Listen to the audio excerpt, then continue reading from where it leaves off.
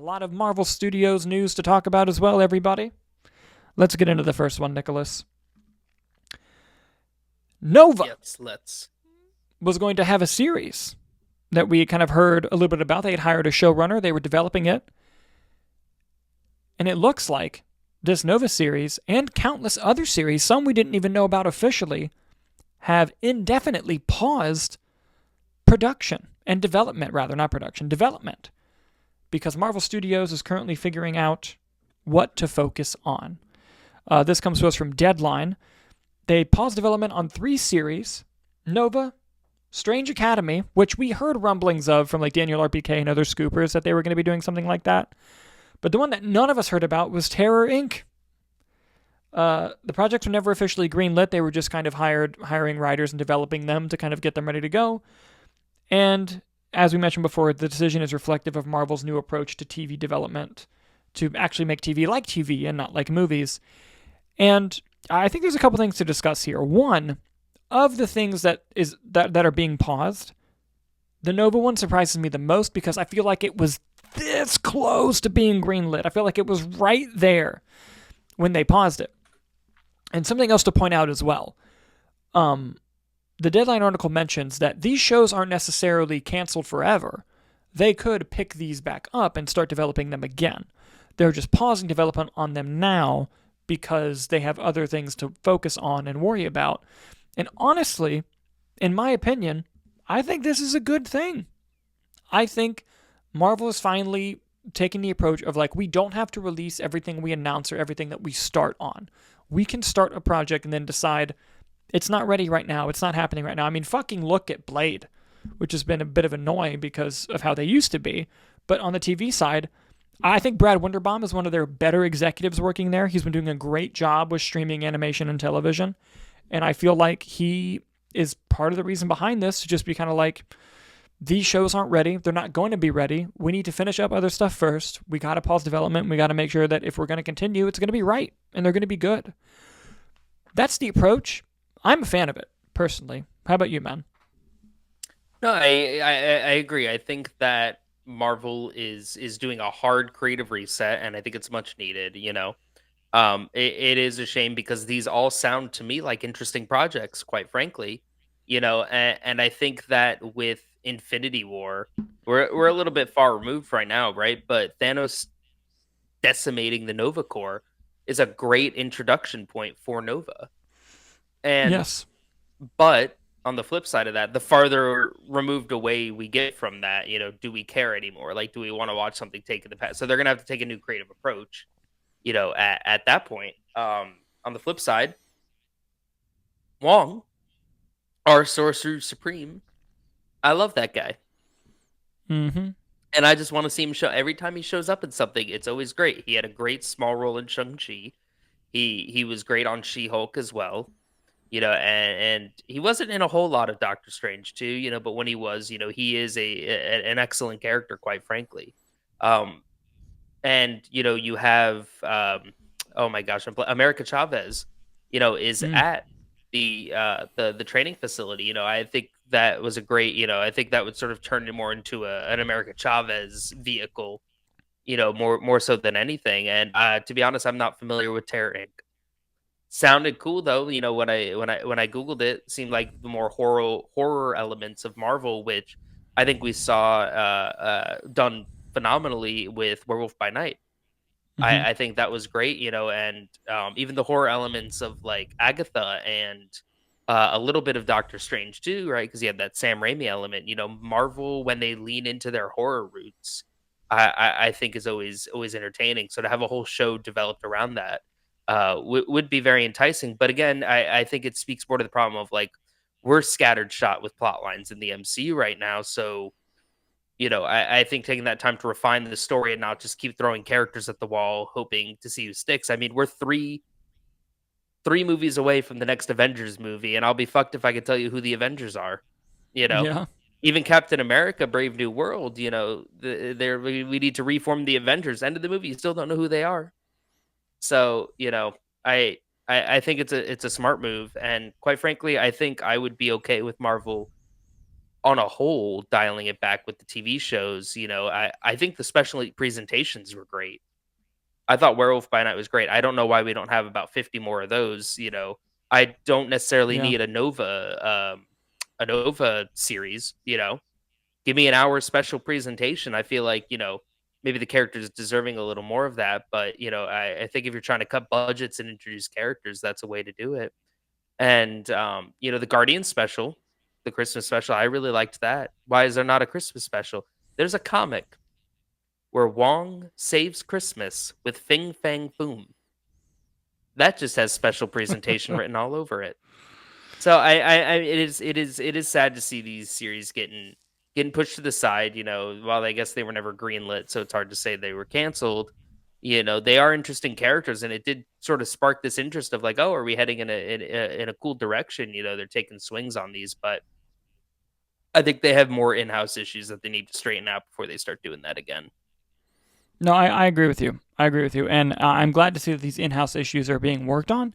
And I think the quality of Fantastic Four and Doomsday are going to be very, you know, indicative of are these problems being fixed? Same thing with Daredevil and Ironheart and the shows coming out.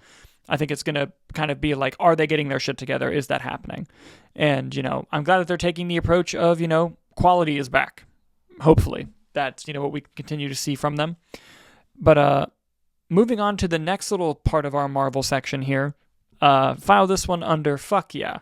This is something that was talked about by scoopers such as Daniel RPK, My Time to Shine Hello, and of the sorts, but has now been officially confirmed by Variety that Tony Dalton will reprise the Hawkeye role of swordsman in Daredevil Born Again. He's going to be in 2 episodes. I fucking love this. Not only because I thought Swordsman was a fucking great character in Hawkeye, but also because something that I personally love that some of these shows have been doing is they take characters that are one way tonally and they put them in a world that's not that, and seeing how the character adjusts from a creative standpoint and from a performance standpoint. And you need great actors to pull that off. And Tony Dalton is an exceptional actor. If you have not seen his work in Better Call Saul, oh my God, go watch him in that show. But specifically, using Daredevil as an example again, I personally really liked seeing him on She-Hulk. And what I liked about it was that it was a character that does not belong in that tone, in that side of the MCU, placing him there and seeing how not only creatively how to handle that, but also the performance, you could tell it was the same Daredevil, even if at the time we weren't sure if it was going to be, but Charlie Cox was playing the role that you could see this character doing these things. You just would not typically see him in this more of a lighthearted situation and how that goes. And I'm very fascinated to see the inverse of that, of seeing Swordsman, this very whimsical, funny kind of character, in this dark, depressing Daredevil Born Again world. Like, I'm so fascinated by that because we also know we're going to get Miss Marvel's dad in the same situation. And I'm very, very excited about this. This pleases me greatly. Nicholas, how you feeling about this? No, listen, I'm very excited. As you know, I've been rewatching Daredevil with my girlfriend, and we are now in the phase of all the miscellaneous stuff that occurred between season 3 and now Daredevil Born Again. And I was Nice. I was very adamant about watching the Hawkeye finale again. One, for Kingpin to set that up into Echo, but two, Yeah. because of Swordsman, and I just wanted the refresher as well. But even just watching the finale, we literally just watched it right before we started the first stream. He's silly, he's goofy, he's having a good time.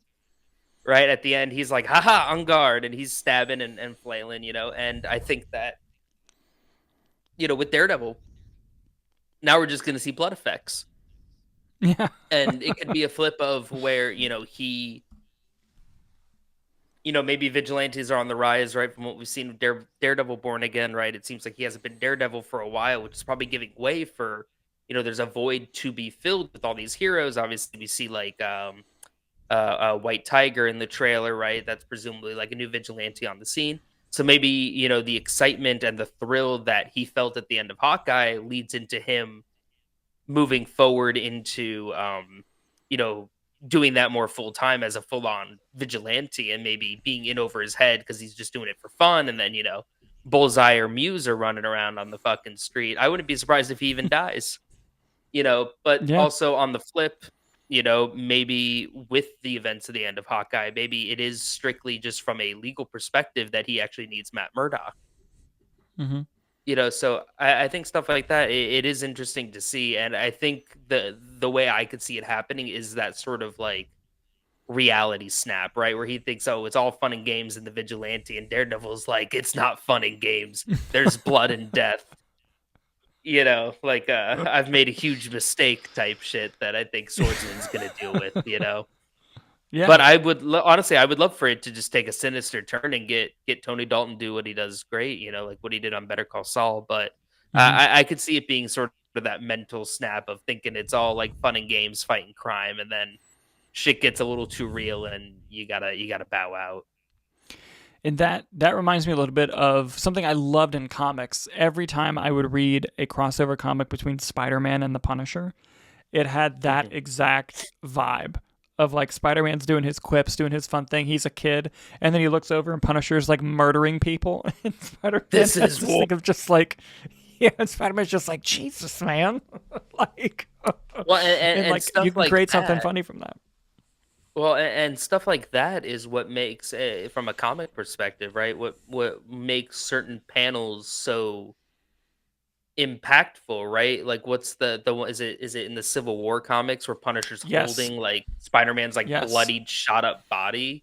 hmm That I think it allows for these breathing room. Like, yeah, we're seeing the fun and games, and we're seeing the harsh criminality. What happens when these two diverge? And it leads to a lot of interesting conversations of, oh man, he's just a kid. Why is he doing all this? And more so like what I think it just that sort of split is interesting, and I think that that's the stuff that leads to it. That's why, maybe Deadpool and Wolverine, why that works so well is you have Wolverine just trying to kill himself the whole movie and Daredevil being the fun, quippy one, and that's what makes that sort of split so entertaining when we see it. yeah, no, That's it's why true. maybe Foggy and Matt work so well, is that split again. Yeah, yeah. Listen, the straight man always has a place in comedy and storytelling. Always, always, always. You need him. You really need him. Guys, that'll conclude it for the Marvel section, news section of the show.